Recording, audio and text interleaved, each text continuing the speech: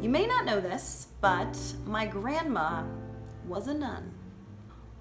All my life, and most of hers.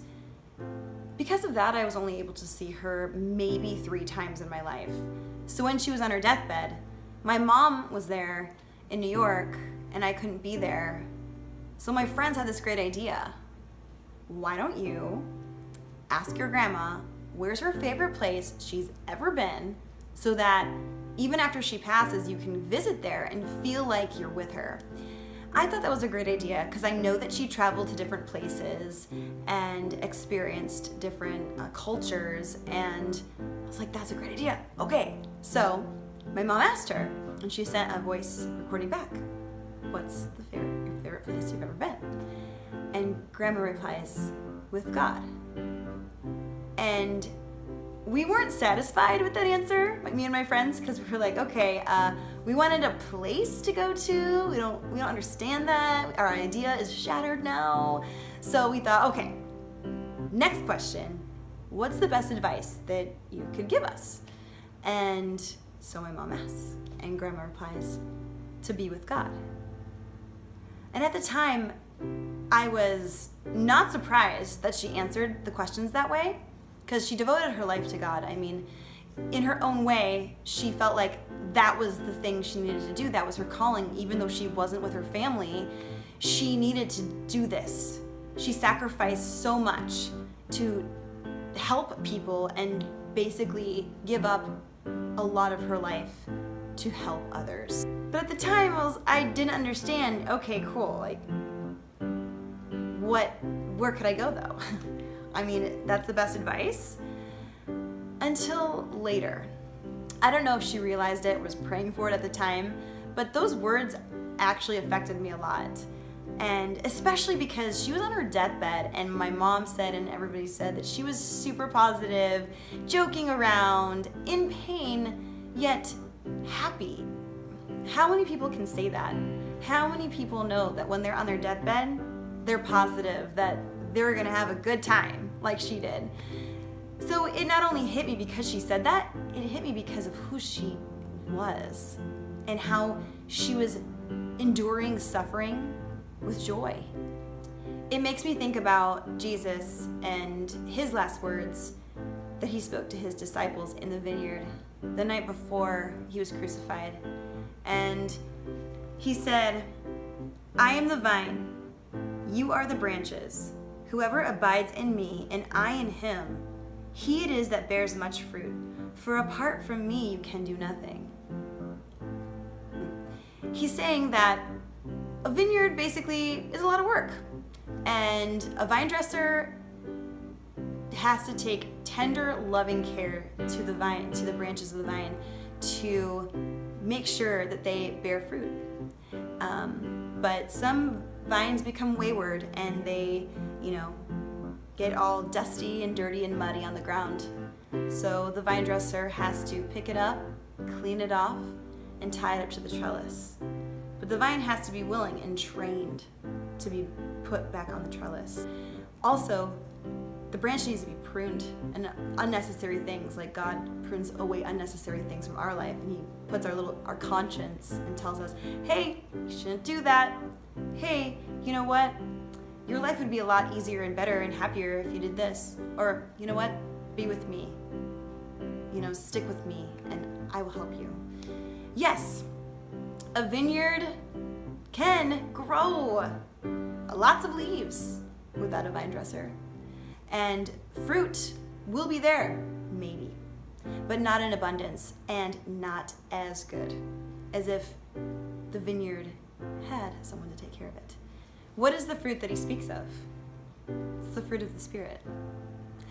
Gentleness, meekness, kindness, patience, self-control. All these things are almost impossible to have without him. So when Jesus says, apart from me, you can do nothing, apart from him, it is really hard to be patient. It is tough to be kind sometimes, and gentle and meek, and all of those beautiful fruits of the Spirit that he offers us if we stick with him. And He is the source of joy, even under terrible circumstances. And your worst day with Him is better than your best day without Him. And life can be tough. With or without God, life can be tough. But what's really great is with God, we get His grace new every morning. All we have to do is take it one day at a time.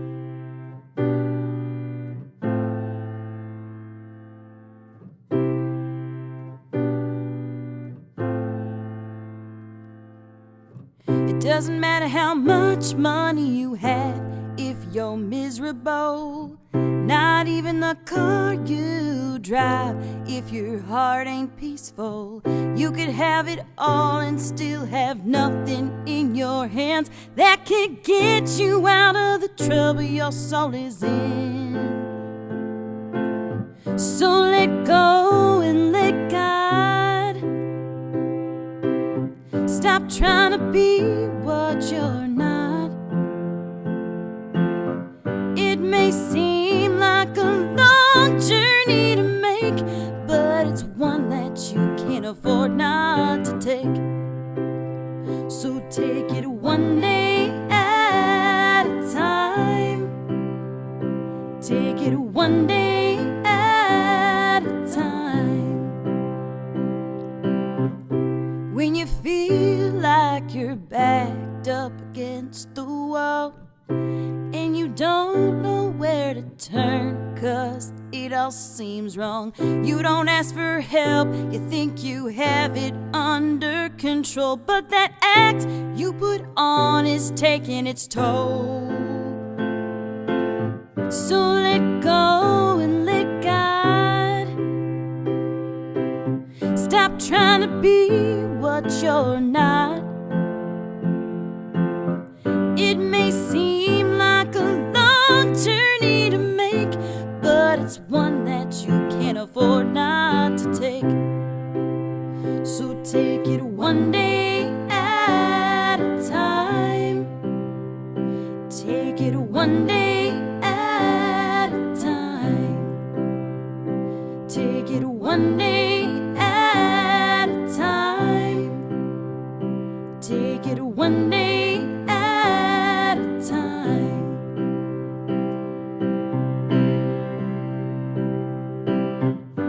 Don't worry about tomorrow. He's got it in His hands. He'll give you more joy than you can even comprehend.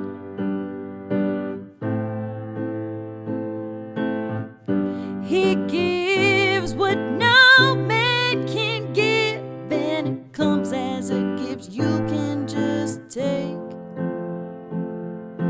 Grace. He gives grace one day at a time. So take it one day at a time. Let go and let God. Stop trying to be what you're not.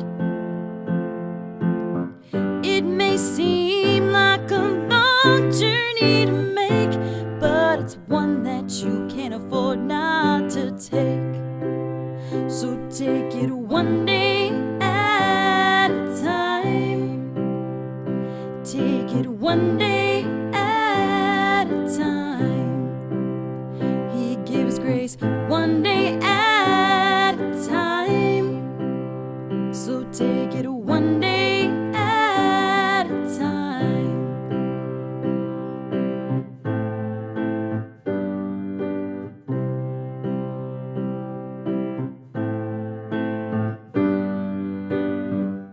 It's amazing.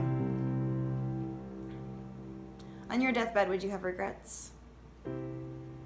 If you had a chance to say something, what would you say?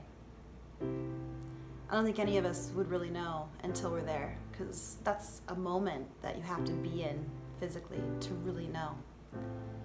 And hopefully we all live long lives and are able to pass on wisdom to our children and grandchildren and other people that maybe they'll take with them, like my grandma did with me when she said her favorite place to be was with God. Because now I finally know what she means.